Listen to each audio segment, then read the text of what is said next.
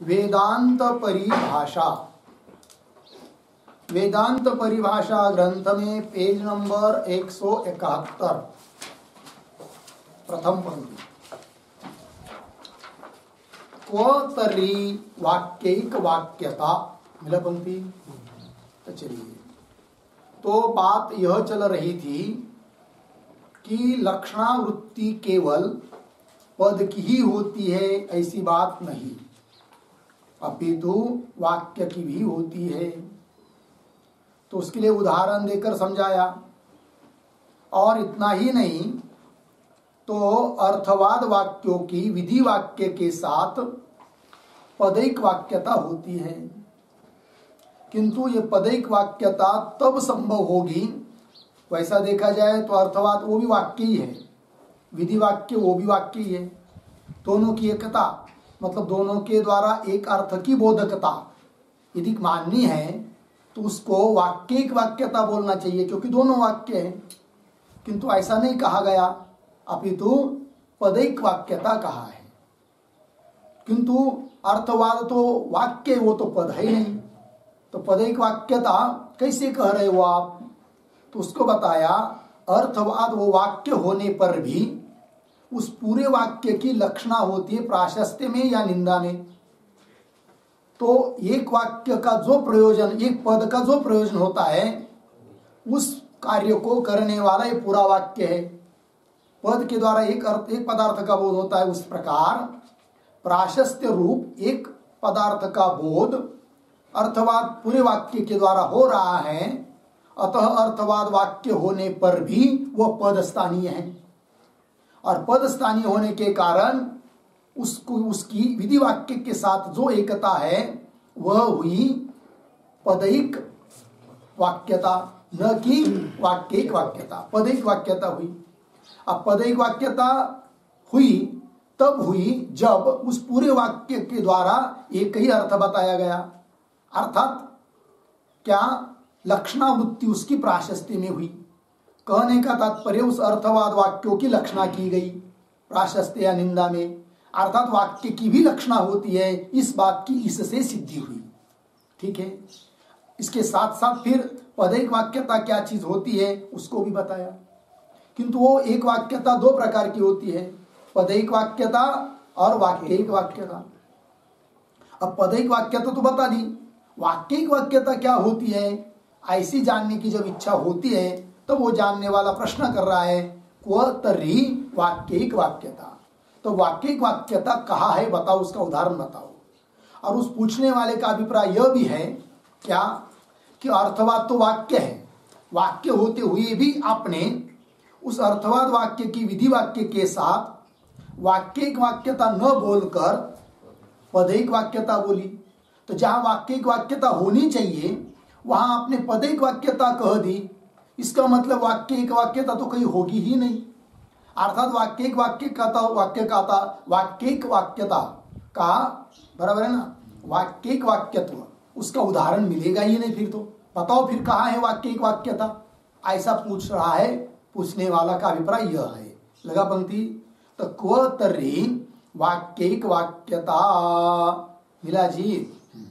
अब उसको बता रहे हैं यत्र इत्यादि पंक्ति से।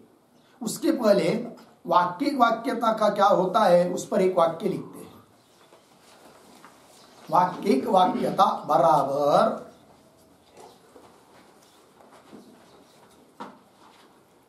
वाक्यिक वाक्यता बराबर अंगबोधक वाक्यस्य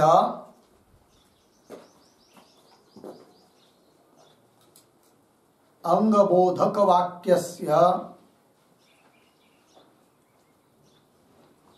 अंगबोधक वाक्यस्य अंगिबोधक वाक्येन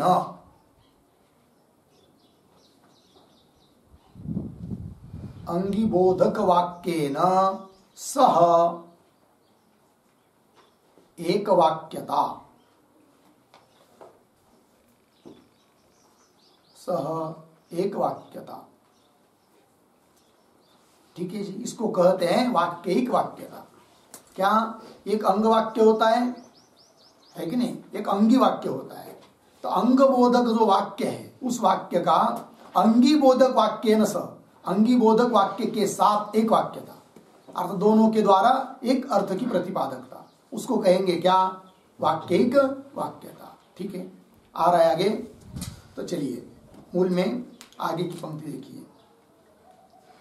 अब वाक्यिक वाक्यता का विषय बता रहे हैं, उदाहरण दे रहे हैं। यत्र प्रत्येकम भिन्न भिन्न संसर्ग प्रतिपादकयोः वाक्ययोः आकांक्षावशेन महावाक्यार्थ बोधकत्वम, वो हो गई वाक्यिक वाक्यता। ठीक है जी। यत्र प्रत्येक मतलब दो वाक्य है अलग अलग, एक अंग वाक्य है, एक अंगी वाक्य है, और अंग बोधक वाक्य, अंगी बोधक वाक्य। अंगांगी क्या चीज होती है उसको भी लिखाएंगे, किंतु अंग बोधक वाक्य अपना स्वतंत्र अर्थ पहले बता दे रहा है, अंगी बोधक वाक्य का भी अपना स्वतंत्र अर्थ है, अलग अलग हुआ। उसके बाद जब एक दूसरे की आकांक्षा उसको उत्पन्न होती है, तब दोनों को मिलकर जो एक महावाक्य बनकर वाक्यार्थ बोध होता है कि नहीं, तब वो होती है क्या? वाक्यिक वाक्यता। ठीक, देखिए यत्र प्रत्येकम, प्रत्येकम मतलब क्या? प्रत्येकम शब्द का अर्थ लिखिए परस्पर नैरपेक्षेन,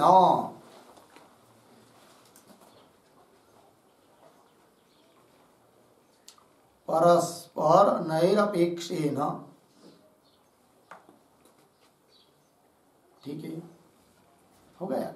देखो भाई, तो प्रत्येकम भिन्न भिन्न संसर्ग प्रतिपादकयोः वाक्ययोः, वाक्ययोः इसका विशेषण है ये कि प्रत्येकम भिन्न भिन्न संसर्ग प्रतिपादकयोः, ऐसे दो वाक्य कि जो प्रत्येकम अर्थात एक दूसरे की अपेक्षा पहले न करके, परस्पर नैरपेक्ष अपेक्षा न करके, भिन्न भिन्न संसर्ग प्रतिपादक, भिन्न भिन्न अर्थ के प्रतिपादक, ऐसे जो दो वाक्य भिन्न भिन्न संसर्ग प्रतिपादकयो है कि नहीं, खंड खंड अलग अलग वाक्यार्थ को बताने वाले ऐसे दो वाक्य। तो भिन्न भिन्न संसर्ग प्रतिपादकयो हो, इसके ऊपर लिखिए एक शब्द, खंड वाक्यार्थ बोधकयो हो,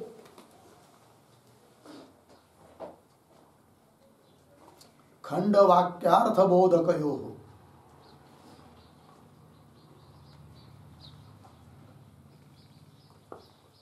मतलब खंडशः वाक्य के अर्थ को बताने वाले ऐसे जो दो वाक्य। ठीक है, देखिए भाई पंक्ति पुनः, यत्र प्रत्येकम भिन्न भिन्न संसर्ग प्रतिपादकयोः वाक्ययोः, हो गए ना, अलग अलग अर्थ बता दिया। फिर उसके बाद आकांक्षावशेन, उसके बाद एक दूसरे की आकांक्षा हुई, अपना अपना अपना अपना अर्थ बता दिया, उसके बाद एक दूसरे को क्या हुई? आकांक्षा।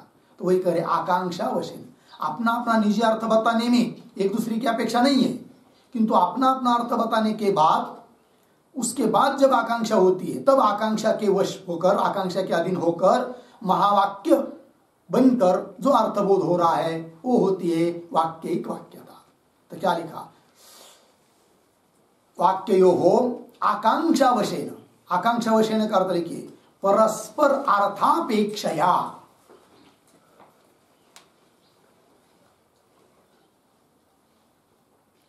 परस्परार्थापेक्षया। ठीक, परस्पर के अर्थ की एक दूसरे को क्या हुई? अपेक्षा हुई। तो फिर महावाक्यार्थ बोधकत्वम, इसका अर्थ लिखिए अखंडैक वाक्यार्थ बोधकत्वम, अखंडैक वाक्यार्थ बोधकत्वम।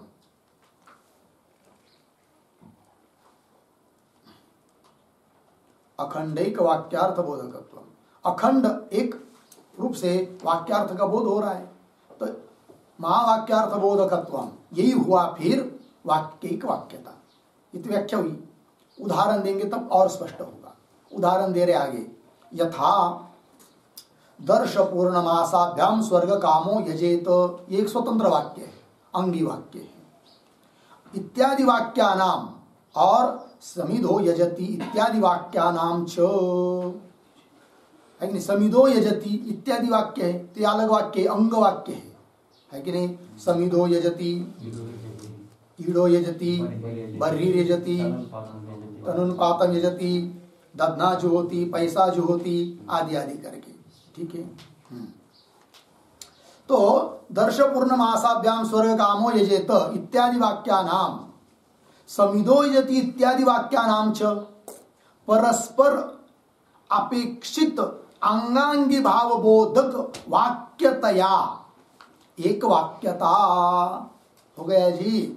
अब देखो भाई, दर्श पूर्णमासाभ्याम स्वर्ग कामो यजेत, इस वाक्य ने स्वतंत्र रूप से अपना अर्थ तो बता ही दिया है, और समिधो यजति इस वाक्य ने भी अपना स्वतंत्र अर्थ तो बता ही दिया है। इसलिए प्रत्येकम भिन्न भिन्न संसर्ग प्रतिपादक हो, अलग अलग अपना अर्थ तो बता दिया, हो गया उनका। क्या अर्थ हुआ? दर्श पूर्णमासाभ्याम स्वर्ग कामो यजेत, तो जिसको स्वर्ग की कामना है, स्वर्ग की इच्छा है, उसने क्या करना चाहिए? दर्श पूर्णमास नाम का याग करना चाहिए, अर्थ हो गया, है कि नहीं? और समिधो यजति, इसका भी अर्थ हो गया, है कि नहीं? क्या? समिध नाम का याग करे, स्वतंत्र अर्थ हुआ। तो अपना तो व्याख्या में क्या लिखा? यत्र प्रत्येकम भिन्न भिन्न संसर्ग प्रतिपादक हो, तो विभिन्न प्रत्येकम परस्पर की अपेक्षा न करके भिन्न भिन्न रूप से संसर्ग अर्थ का प्रतिपादन हुआ। ऐसे जो ये दो वाक्य, कौन कौन? दर्श पूर्णमासाभ्याम स्वर्ग कामो यजेत एक, और दूसरा समिधो यजति इत्यादि वाक्य, ठीक है। किंतु उनका अर्थ होने के बाद, तब उसके बाद उसको परस्पर के अर्थ की अपेक्षा होती है। जैसे कि दर्श पूर्णमासाभ्याम स्वर्ग कामो यजेत, स्वर्ग की कामना वाला जो पुरुष है उसने दर्श पूर्णमास नाम का याग करना चाहिए, लेकिन कैसा करे? आकांक्षा उत्पन्न हुई, तब समिधो यजति आया, है कि नहीं? उसी प्रकार समिधो यजति सुना तो समिध याग करे, किस लिए करे? इसका साध्य क्या है? किम भावयेत अनेन यागेन, तब अपेक्षा होती है दर्श पूर्णमास याग की। तब दोनों को मिलकर एक बोध होता है, क्या? तो समिध इत्यादि जो अंग याग है उसके सहित दर्श पूर्णमास याग करे, तब वो हो गया क्या? वाक्यिक वाक्यता, क्योंकि दोनों के द्वारा एक ही अर्थ बताया गया, इसको कहते हैं क्या? वाक्यिक वाक्यता। दर्श पूर्णमासाभ्याम स्वर्ग कामो यजेत इत्यादि वाक्यानाम समिधो यजति इत्यादि वाक्यानाम च परस्पर अपेक्षित अंगांगी भाव, एक दूसरे को अपेक्षा है, किसकी? अंगांगी भाव की। अंगांगी भाव बोधक वाक्यतया, अंगांगी बोधक, अंगांगी भाव बोधक वाक्यतया, ऐसा होने से जो एक वाक्यता बनती है महावाक्य बनकर, उसको कहते हैं क्या? वाक्यिक वाक्यता, ठीक। तो परस्पर अपेक्षित अंगांगी भाव ये लिखा है, उस पर लिखते एक वाक्य, अंग क्या है, अंगी क्या है, लिखिए अंगम,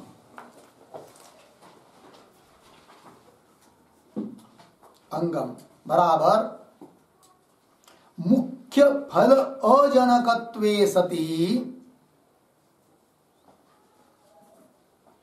मुख्य फलाजनकत्वे सति मुख्य फल जनक, मुख्य फल जनक व्यापार जनकम, मुख्य फल जनक व्यापार जनकम अंगम, अंगम पूर्ण विराम, एक व्याख्या हुई। दूसरी, फलवत् सन्निधौ,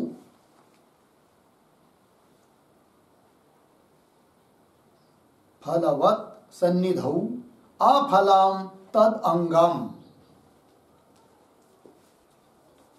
अफलम तद अंगम पूर्ण विराम। आगे थोड़ा लिखते हैं, यस्मात्, यस्मात् दर्श पूर्णमास वाक्यम, दर्श पूर्णमास वाक्यम प्रयाजादि अपेक्षित अंगिबोधकम,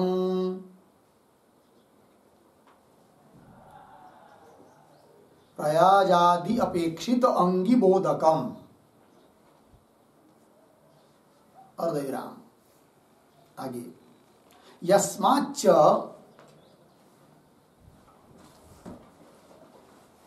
यस्माच्च प्रयाज वाक्यम,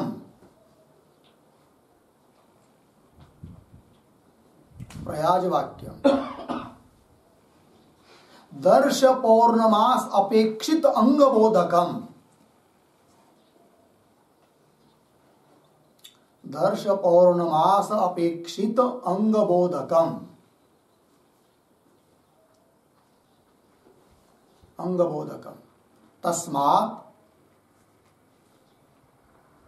तस्मात् तयोः एकवाक्यत्वम् इत्यर्थः, तयोः एकवाक्यत्वम् इत्यर्थः, पूर्णविराम। तथा च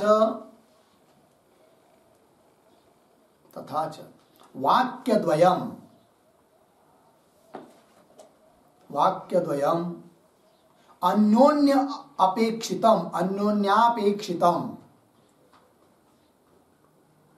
अन्योन्यापेक्षितम अर्थम प्रतिपाद्य,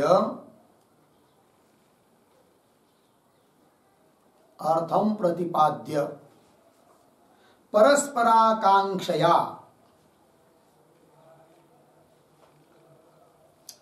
परस्पराकांक्षया मिलित्वा एकवाक्यतां प्रतिपाद्यते, एकवाक्यतां प्रतिपाद्यते, पूर्णविराम। तदेव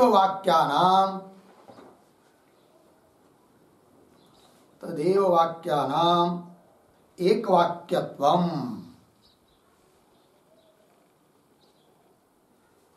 एकवाक्यत्वम् वाक्यैक वाक्यत्वम् इति भावः, वाक्यैक वाक्यत्वम् इति भावः। ठीक है, देखो भाई अर्थ। तो अंग किसको कहते हैं? तो फल अजनकत्वे सति, मुख्य फल को उत्पन्न नहीं कर रहा है, और मुख्य फल का जनक जो व्यापार, मुख्य फल जनक जो व्यापार उसको उत्पन्न करता है, जो उसको कहते हैं क्या? अंग। जैसे कि उदाहरण देखिए, तो दर्श पूर्णमासाभ्याम स्वर्ग कामो यजत, इस वाक्य का फल क्या बताया? स्वर्ग। ठीक है। और समिदो यजति, ये जो वाक्य है ये अंग वाक्य है। अब समिदो यजति यह वाक्य और इस वाक्य के द्वारा बताया हुआ समिद याग, वह मुख्य फल जो स्वर्ग उसको उत्पन्न कर रहा है क्या? उसको प्राप्त करा रहा है क्या? नहीं। तो मुख्य फल अजनक है समिद याग, अजनकत्वे सति, किंतु मुख्य फल जनक जो व्यापार, मुख्य फल स्वर्ग फल, उसका जनक व्यापार दर्श पूर्णमास याग, उसको उत्पन्न कर रहा है कौन? समिद याग, क्योंकि उसके बिना वो पूर्ण होता ही नहीं है। ठीक है। तो मुख्य फल जनक व्यापार जनकम अंगम, अतः समिदो यजति, ये क्या हुआ? अंग हुआ, अंग याग हुआ, उसका बोधक ये अंग वाक्य हुआ। समिदो यजति तनुपादम यजति इत्यादि पंच प्रयाज। ठीक है ना जी। हाँ आगे देखिए दूसरा लक्षण, फलवत सन्निधो अफलम तदंगम, सरल व्याख्या। फल वाले वाक्यों के साथ दूसरा वाक्य कि जिसमें क्रिया तो बताई, फल नहीं बताया, तो वो होता है क्या? अंग। जैसे फलवत वाक्य हुआ कौन? दर्श पूर्णमासाभ्याम स्वर्ग कामो यजते, फल वाला वाक्य हुआ, फल बताया इसमें। अब उसके सन्निहित में वाक्य है जिसमें फल बताया नहीं, ऐसा वाक्य, उदाहरण समिदो यजति, अतः वो हुआ क्या? अंग वाक्य हुआ। तो वही फलवत सन्निधौ अफलम तदंगम, लगा इतना।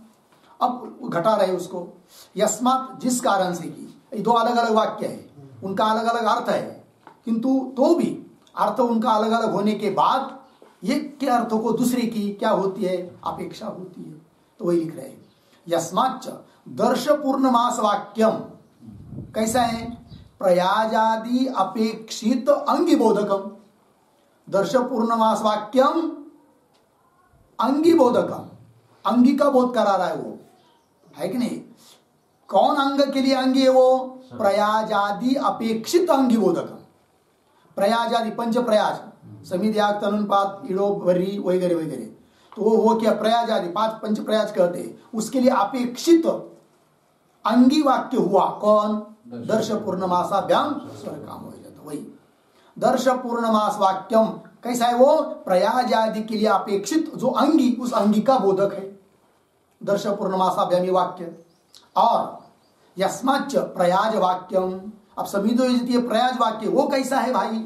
तो कह रहे दर्श पूर्णमास अपेक्षित अंग बोधकम, दर्श पूर्णमास याग के लिए अपेक्षित जो अंग, उस अंग का बोधक है कौन? समिधो यजति इत्यादि वाक्य, हाँ पंच प्रयाज।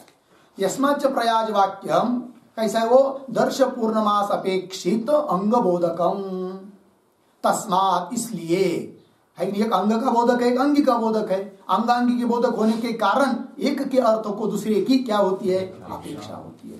तस्मात् तयोः एक वाक्यतम वाक्यत्वम, इसलिए वो दोनों की क्या हुई? एक वाक्यता हुई, ठीक है ना? तयोः एक वाक्यत्वम इत्यर्थ। तथा च वाक्यद्वयम अन्योन्य अपेक्षितम अर्थम प्रतिपाद्य, दो वाक्य एक दूसरे को अपेक्षित अर्थ का प्रतिपादन करके, ठीक है ना? वाक्यद्वयम अन्योन्य अपेक्षितम अर्थम प्रतिपाद्य, मिला प्रतिपाद्य, फिर उसके बाद प्रतिपादन किया अर्थ का, फिर परस्पर आकांक्षया एक दूसरे के अर्थ की अपेक्षा हुई, तो परस्पर आकांक्षया मिलित्वा फिर दोनों मिलकर एक वाक्यताम प्रतिपाद्यते, एक वाक्यता को बता रहे हैं। तदेव वाक्यानाम एक वाक्यत्व, इसी को कहते क्या? वाक्यानाम एक वाक्यत्व, अर्थात वाक्यैक वाक्यत्व हो गया जी। जैसे उदाहरण व्यवहार में भी उदाहरण देख सकते हैं, है कि नहीं? क्या? जैसे एक वाक्य बताया, भाई क्या भूख लगी है, उस भूख को निवृत्त करने के लिए अर्थात तृप्ति को पाने के लिए रसोई बनाओ, ये वाक्य हुआ, स्वतंत्र वाक्य है, इसका अर्थ भी हो गया, ठीक है। फिर उसके बाद जिसको बताया उसको पता नहीं, रसोई बनानी है, लेकिन किससे? साधन सामग्री तो कुछ दिखाई नहीं दे रही है, तब उसको बताया फिर दूसरे वाक्य में क्या? वो क्या ले लो, चावल ले लो, भात बनाओ, दाल ले लो, क्या उसका दाल बनाओ, ठीक है कि नहीं? ये बनाया, हाँ मीठा बनाओ, ऐसा अलग अलग बताया। अब यहां पर अंगी वाक्य हुआ कौन? तृप्ति के लिए रसोई बनाओ, ये अंगी वाक्य हुआ, उसके लिए अपेक्षा है अंगों की, ठीक है ना? तो किससे बनाए रसोई? तब बताया चावल से बनाओ, दाल से बनाओ, तो अंग वाक्य हुआ। फिर चावल से भात बनाओ, ये स्वतंत्र वाक्य, उसका भी अर्थ स्वतंत्र है, उसने अपना अपना अर्थ बता दिया। किंतु चावल बनाना किस लिए? तब रसोई सिद्ध करनी है तृप्ति के लिए, उसके लिए, है कि नहीं? तो फिर एक दूसरे की क्या हुई? आकांक्षा। तब पूरा अर्थ निकल आया क्या? कि दाल चावल इत्यादि सामग्री को लेकर रसोई बनाओ जिससे तृप्ति होनी है, तब दोनों को मिलकर एक अर्थ निकला, ये हुआ वाक्यैक वाक्यता। लग गया जी? इस प्रकार की होती है क्या? वाक्यैक वाक्यता हो गया जी। चलिए, तद उत्तम भट्टपादैहि, ये जो वाक्यैक वाक्यता बताइए ना, इसको भट्टपादों ने भी कहा है। भट्ट मतलब कौन? कुमारी भट्ट, हाँ। तद उत्तम भट्टपादैहि, भट्टपादैहि का अर्थ देखिए कुमारिल भट्टपादैहि इत्यर्थः, कुमारी भट्ट ने बताया है। क्या बताया? उनका श्लोक दे रहे हैं। स्वार्थबोधे समाप्तानाम अंगांगित्वाद्यपेक्षया वाक्यानामेक वाक्यत्वम पुनः सहत्य जायते। वाक्यैक वाक्यता बताइए इसमें, पदच्छेद देखिए। स्वार्थबोधे समाप्तानाम अंगांगित्वादि अपेक्षया वाक्यानाम एक वाक्यत्वम पुनः सहत्य जायते। अन्वय, स्वार्थबोधे समाप्तानाम, नीचे आइए, वाक्यानाम ऊपर अंगांगित्वाद्यपेक्षया नीचे पुनः सहत्य एक वाक्यत्वम जायते। एक वाक्यत्वम जायते। ठीक है जी। देखो भाई अर्थ तो स्वार्थ बोधे समाप्ता नाम। स्वार्थ बोधे मतलब क्या? स्वार्थ बोधे शब्द का अर्थ लिखिए स्वस्य अर्थ बोधे।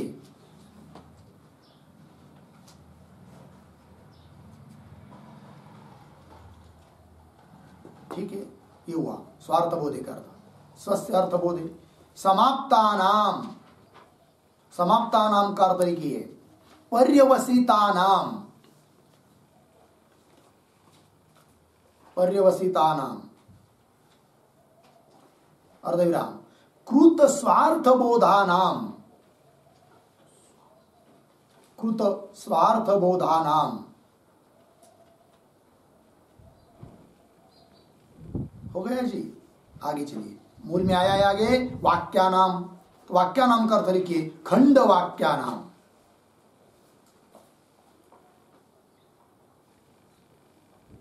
खंड वाक्यानाम हो गया। अब देखिए श्लोक का अर्थ। स्वार्थ बोधे ऐसे दो वाक्य खंड वाक्य अलग अलग। स्वार्थ बोधे मतलब स्वस्य अर्थ बोधे अपना अपना अर्थ बताने में समाप्त है, समाप्त हुए है मतलब पर्यवसित हुए है। अर्थात कृत स्वार्थ बोधानाम वाक्यानाम अपना अर्थ बता चुके हैं। कृत स्वार्थ बोधानाम कौन? वाक्यानाम। तब स्वार्थ बोधे समाप्तानाम वाक्यानाम ऐसे वाक्यों का, वाक्यों के लिए ठीक पुनः क्या अंगांगित्वादि अपेक्षया। जब उसके बाद अपना अपना अर्थ तो बता दिया, पुनः जब अंगांगी की अपेक्षा होती है तो अंगांगित्वादि अपेक्षया पुनः मतलब अपना अपना अर्थ तो बता चुके, उसके बाद पुनः सहत्य एक वाक्यत्वम जायते। सहत्य, सहत्य का अर्थ है मिलित्वा।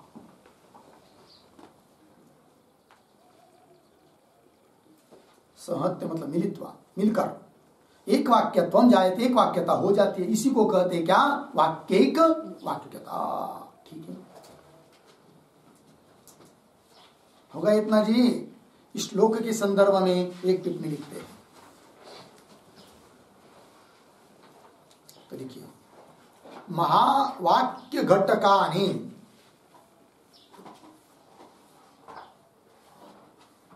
महावाक्य घटकानि खंडवाक्यानि खंडवाक्यानि स्वस्वार्थबोधानन्तरं स्वस्वार्थबोधानन्तरं परस्पराकांक्षया परस्पराकांक्षया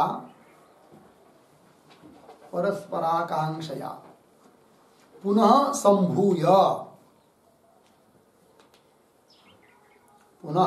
संभूय महावाक्यत्वं प्रतिपद्यते। महावाक्यत्वं प्रतिपद्यते पूर्णविराम। तदेव वाक्यानां वाक्यैक वाक्यत्वम्। तदेव वाक्यानां वाक्यैक वाक्यत्वम्।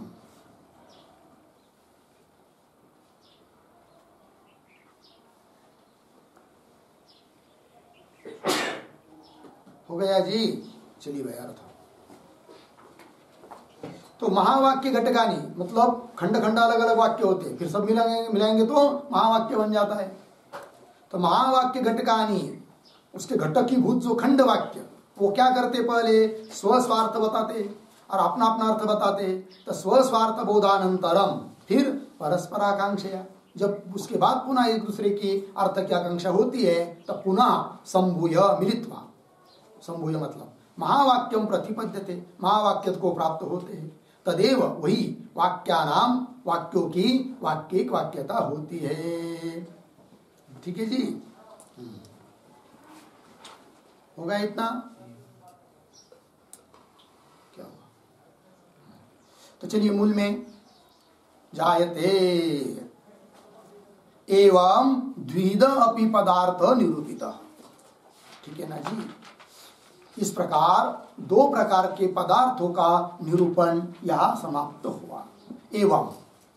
एवं के पहले लिखिए अवतरणिका के रूप में एक वाक्य, पदार्थ निरूपणम उपसंवरति।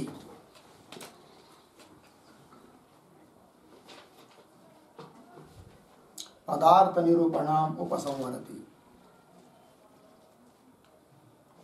ठीक है। मतलब पदार्थ का निरूपण जो चालू हुआ था उसका यहां पर उपसंहार कर दिया। एवं द्विध अपि पदार्थ निरूपित, दो प्रकार के पदार्थों का निरूपण हुआ। कौन दो प्रकार जी? नंबर 1 शक्य और दूसरा लक्ष्य, ठीक है ना। शक्यार्थ लक्ष्यार्थ दोनों का निरूपण हुआ। और ये दोनों का निरूपण कहां से शुरू हुआ था? मूल क्या चल रहा था? वाक्यार्थ बोध उत्पन्न होने में सहकारी कारण बताए थे 4। कौन कौन? आकांक्षा, योग्यता, आसक्ति, तात्पर्य ज्ञान, ठीक है। तो उसमें आकांक्षा को बताया, योग्यता को बताया। जब आसक्ति का निरूपण चालू हुआ तब लक्षण किया था आसक्ति का पेज नंबर 150 पर। आसक्ति च अव्यवधानेन पदजन्य पदार्थोपस्थिति, आसक्ति का लक्षण किया था। अव्यवधानेन, व्यवधान शून्य, व्यवधान रहित, पद से जन्य जो पदार्थ की उपस्थिति। तो पद से जन्य पदार्थ की उपस्थिति, तो कौन पदार्थ की उपस्थिति? तब विषय चालू हुआ। वो पदार्थ दो प्रकार के हैं, शक्यार्थ, लक्ष्यार्थ। फिर बीच में शक्ति बताई, लक्षणा बताई, उसका बहुत सारा विस्तार हुआ, ठीक है कि नहीं। अब पुनः मूल पर आ रहे, तो इस प्रकार कह दिया कि दो प्रकार का पदार्थ का निरूपण हुआ। फिर आगे कर देखिए, तत् उपस्थिति ही च आसक्ति, यहां मिला दिया, ठीक है कि ना। जो बात 150 से छूटी थी उस पर, उसको यहां पर पुनः मिला दिया। तो क्या लक्षण था वो आसक्ति का? अव्यवधानेन पदजन्य पदार्थोपस्थिति आसक्ति। अब कह रहे तद उपस्थिति ही आसक्ति। तद उपस्थिति, तद उपस्थिति मतलब क्या?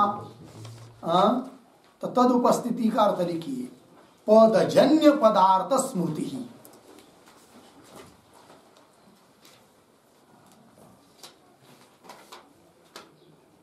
पदजन्य पदार्थ स्मृति ही, ठीक है।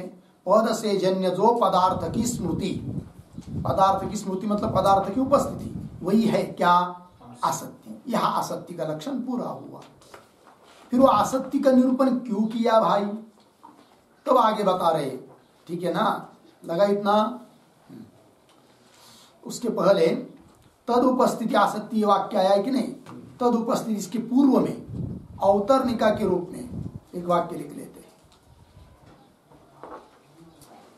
पदार्थ निरूपणस्य, पदार्थ निरूपणस्य उपयोगम दर्शयन्, उपयोगम दर्शयन् आसक्तेः,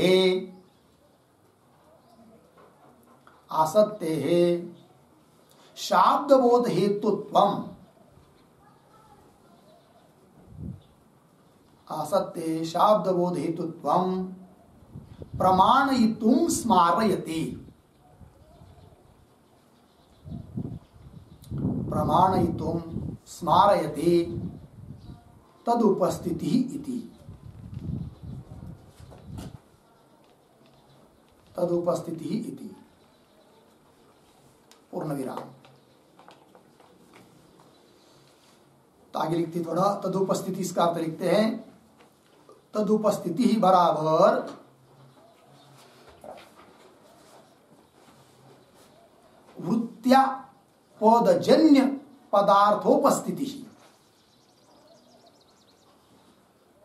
वृत्त्या पदजन्य पदार्थोपस्थिति ही इत्यर्थः।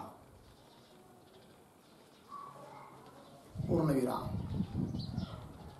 तथा च आसक्ति संपादनाय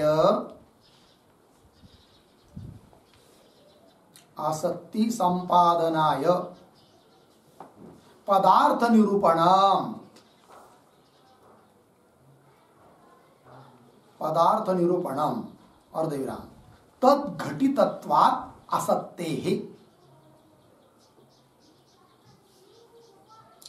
तद्घटितत्वात् आसक्तेः इति भावः। आसक्तेः इति भावः लग गया जी। अर्थ देखिए भाई। तो पदार्थ निरूपण से उपयोगम दर्शन, पदार्थ का निरूपण क्यों किया, उसके उपयोग को दिखाते हुए आसक्तेः शाब्दबोध हेतुत्वम प्रमाणयितुम, आसक्ति शाब्दबोध के लिए कारण है, इसको प्रमाणित करने के लिए स्मारयति, स्मरण करा दिया पुनः आसक्ति का। तदुपस्थिति आसक्ति इत्यादि पंक्ति से। तदुपस्थिति का मतलब वृत्त्या, वृत्ति मतलब शक्ति वृत्तिया लक्षणा वृत्ति।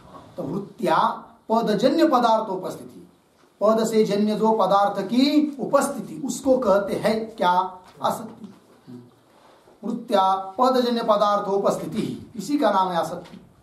तया तथा च आसक्ति संपादनाय, आसक्ति का लक्षण पूरा समझ में आने के लिए निरूपण किया, किसका, पदार्थ का। हाँ। आसक्ति संपादनाय पदार्थ निरूपणम, पदार्थ का निरूपण किया। क्यों, तद्घटितत्वात् असत्य है, तद पदार्थ, पदार्थ घटित है कौन, आसक्ति। क्योंकि पदजन्य पदार्थ की उपस्थिति, तो पदार्थ क्या यही तो मालूम होना चाहिए, तब जाकर समझ में आएगा कि पद से जन्य पदार्थ की उपस्थिति रूप आसक्ति कैसी होती है करके। तो वही लिखा तद्घटितत्वात् आसक्ते इति भावः। लग गया जी। चलिए मूल में, तद उपस्थिति आसक्ति च, सा च शाब्द बोधे हेतु, सा आसक्ति शाब्द बोधे हेतु, शाब्द बोध के लिए है क्या, कारण है। कैसे, तो बता रहे आगे। तथा एव अन्वय व्यतिरेक दर्शनात्, ठीक है ना जी। आसक्ति शाब्द बोध के लिए कारण है, इसको बता रहे प्रमाण देकर। कार्य कारण का निश्चय होता है अन्वय व्यतिरेक, उसी अन्वय व्यतिरेक को दिखाकर शाब्द बोध के लिए कारण है आसक्ति, इस बात को समझा रहे ग्रंथकार। तथा एव अन्वय व्यतिरेक दर्शन, तथा एव, तथा एव मतलब कैसे भाई, तथा एव का अर्थ लिखिए आकांक्षादि अन्वय व्यतिरेकवत,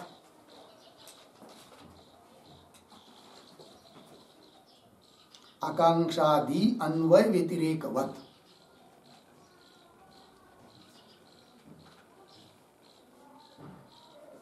आकांक्षादि अन्वय व्यतिरेकवत, ठीक है जी। चलो भाई अर्थ मतलब क्या, जैसे आकांक्षा इत्यादि को का शाब्द बोध के साथ क्या है, अन्वय व्यतिरेक है। मतलब आकांक्षादि है तो शाब्द बोध होता है, आकांक्षादि नहीं है तो शाब्द बोध नहीं होता है, यह अन्वय व्यतिरेक। उसी प्रकार तथा ये वो अन्वय व्यतिरेक दर्शन, उसी प्रकार का अन्वय व्यतिरेक आसक्ति के साथ भी शाब्द बोध का देखा गया है। मतलब आसक्ति है तो शाब्द बोध होता है, आसक्ति नहीं है तो शाब्द बोध नहीं होता है। जैसे मिट्टी है तो घट बनता है अन्वय, मिट्टी नहीं है तो घट नहीं बनेगा व्यतिरेक। उस प्रकार आसक्ति है मतलब पदजन्य पदार्थ की उपस्थिति है तो शाब्द बोध होता है, यह हुआ क्या, अन्वय। और आसक्ति नहीं है तो शाब्द बोध नहीं होता, यह क्या हुआ, व्यतिरेक। इससे सिद्ध हुआ कि शाब्द बोध के लिए कारण है कौन, आसक्ति। तो वही लिखा सा च शाब्द बोधे हेतु, क्यों, तथा एव अन्वय व्यतिरेक दर्शनात्। मिला पंक्ति।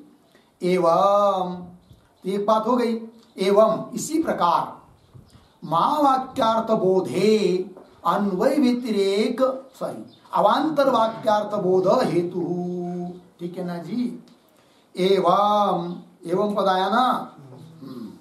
एवं मतलब क्या भाई, तो एवं के पहले अवतरणिका लिखनी नहीं, ये समझनी है। कैसे? तो संस्कृत टीका में नीचे से तीसरी पंक्ति देखिए, संस्कृत टीका में नीचे से तीसरी दो शब्द छोड़कर आया है क्या? यथा। तो उसको देखिए, यथा शाब्द बोधे आकांक्षादिकम कारणम। लग गया जी? जैसे शाब्द बोध में आकांक्षादि क्या है? कारण है। एवं आकांक्षादीना जातः, आकांक्षादिक से उत्पन्न जो अवांतर वाक्यार्थ बोध, क्योंकि दो वाक्य, अवांतर वाक्य महावाक्य, तो अवांतर वाक्य का बोध अवांतर वाक्य सुनने से हो जाता है, क्योंकि उसमें भी होती है कौन? आकांक्षादि। तो वही, तो आकांक्षादीना जात अवांतर वाक्यार्थ बोध, वह अवांतर वाक्यार्थ बोध क्या जी? महावाक्यार्थ ज्ञानी कारण। महावाक्यार्थ ज्ञान में क्या होता है? कारण होता है। लगा जी? चलिए, उस बात को कह रहे एवं इत्यादि पंक्ति से मूल में। तो एवं का अर्थ लिखिए। एवं, एवं का मतलब यथा शाब्द बोधे,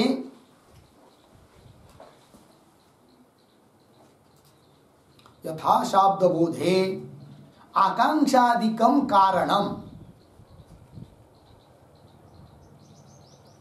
आकांक्षादिकम कारणम तथा इत्यर्थः, तथा इत्यर्थः। ठीक देखो भाई, यथा जिस प्रकार शाब्द बोध में आकांक्षादि कारण है, उस प्रकार क्या? आगे का वाक्य महावाक्यार्थ बोधे अवांतर वाक्यार्थ बोध हेतु। ठीक है, महावाक्य का अर्थ बोध में कारण है कौन? अवांतर वाक्य के अर्थ का बोध, वाक्यार्थ बोध। ठीक है ना? अब महावाक्य किसको कहते हैं और अवांतर वाक्य किसको कहते हैं? लिखते थोड़ा, महावाक्यम बराबर, महावाक्यम बराबर नंबर 1 परस्पर संबंधार्थकम, परस्पर संबंधार्थकम वाक्य समुदाय रूपत्वे सति,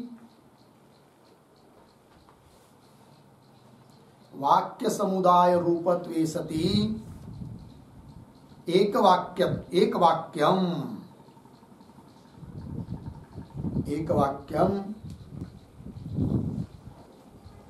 महावाक्यम, ये पहला लक्षण हुआ। ठीक है, परस्पर संबंधार्थकम, परस्पर के साथ संबंध है, किंतु एक वाक्य नहीं, वाक्यों का समुदाय है। ऐसे वाक्य के समुदाय को वाक्य समुदाय रूपत्वे सति, ऐसा होता हुआ भी एक अर्थ को बता रहे, इसलिए कह दिया उसको महावाक्य कह दिया।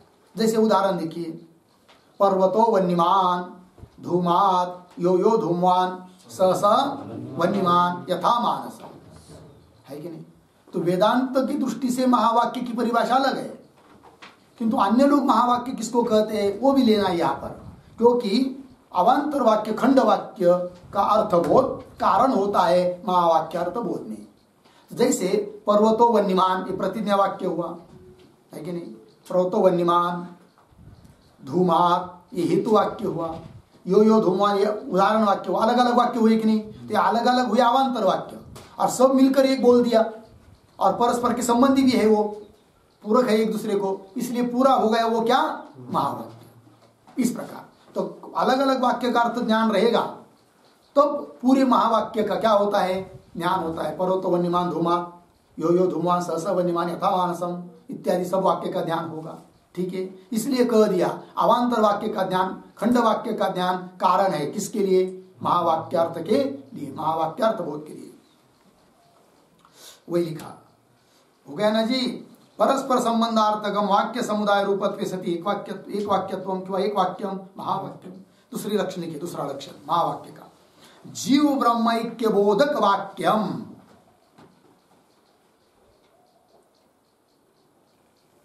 जीव ब्रह्मैक्य बोधक वाक्यम महावाक्यम।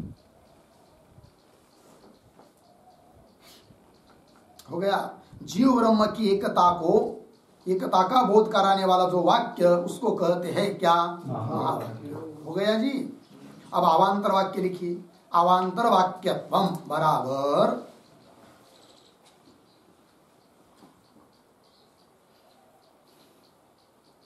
अवान्तर वाक्यत्वम बराबर नंबर 1 प्रधानांतपातित्वम। प्रधानांतपातित्वम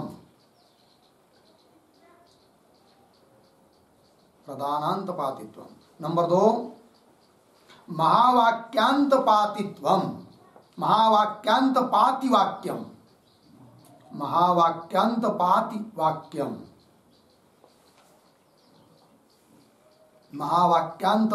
महावाक्यांतः पातिवाक्यम। महावाक्यांतपातिवाक्यम। नंबर 3 तत्वं पदार्थान्यतर बोधकम वाक्यम। तत्वं पदार्थान्यतर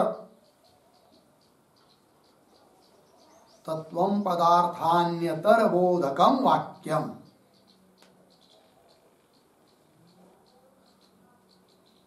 तत्वं पदार्थान्यतर बोधकम वाक्यम हो गया जी। चलिए अर्थ प्रधानांतपातित्वम। प्रधान वाक्य मतलब महावाक्य मुख्य वाक्य हुआ, उसके अंतपाती जो छोटे वाक्य है उसको कहते हैं क्या? अवान्तर वाक्य। उसी को बताया महावाक्यांतपाति वाक्यम, वही अवान्तर वाक्य। क्यों? तत्वं पदार्थान्यतर, तत्पद के अर्थ को केवल बताने वाला जो वाक्य है वो भी अवान्तर वाक्य है। क्यों? जो वाक्य केवल त्वम पद के अर्थ को ही केवल बता रहा है वो भी है क्या?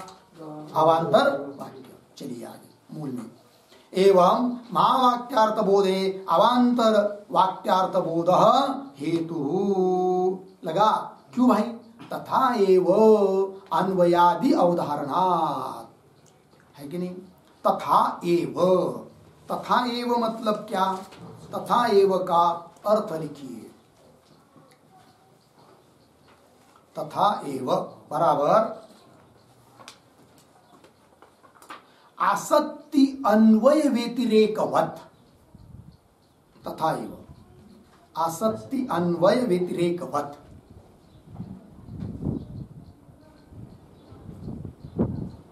आसक्ति अन्वय व्यतिरेकवत तथा एव। ठीक है, मतलब आसक्ति रहेगी शाब्दबोध होता है, आसक्ति नहीं रहेगी शाब्दबोध नहीं होता है। ये जैसा अन्वय व्यतिरेक है उसी प्रकार का अन्वय महावाक्य के बोध के लिए खंड वाक्य का बोध, इसके लिए इन दोनों में वही लिख रहे।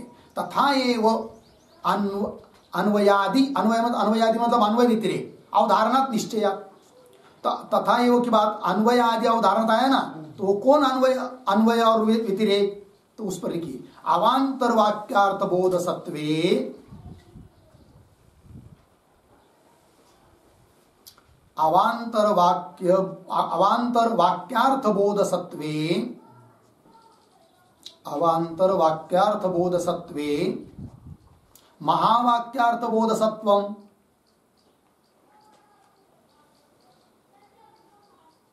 इति एवं अन्वयादि अवधारणात्। इति एवं अन्वयादि अवधारणात् अवान्तर वाक्यार्थ बोध, अवान्तर वाक्यार्थ बोध, अवान्तर वाक्यार्थ बोध महावाक्यार्थ बोधे हेतु, महावाक्यार्थ बोधे हेतु अस्ति।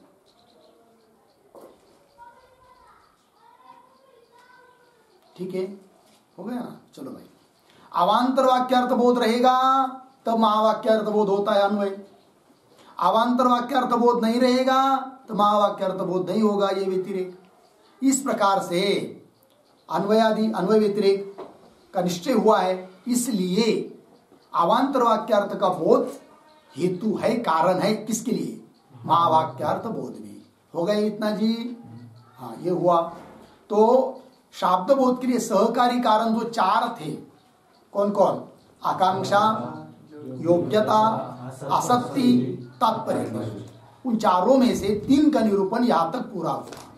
आकांक्षा, योग्यता, आसक्ति। अब अंतिम है कौन? तात्पर्य ज्ञान। तो वो क्या चीज है उसका विचार आ रहा है आगे के पेज पर क्रम प्राप्तम इत्यादि से, किंतु उसका विचार हम लोग कल करेंगे। ओम पूर्णमदः पूर्णमिदं पूर्णात् पूर्णमुदच्यते पूर्णस्य पूर्णमादाय पूर्णमेवावशिष्यते। ओम शांति शांति शांति।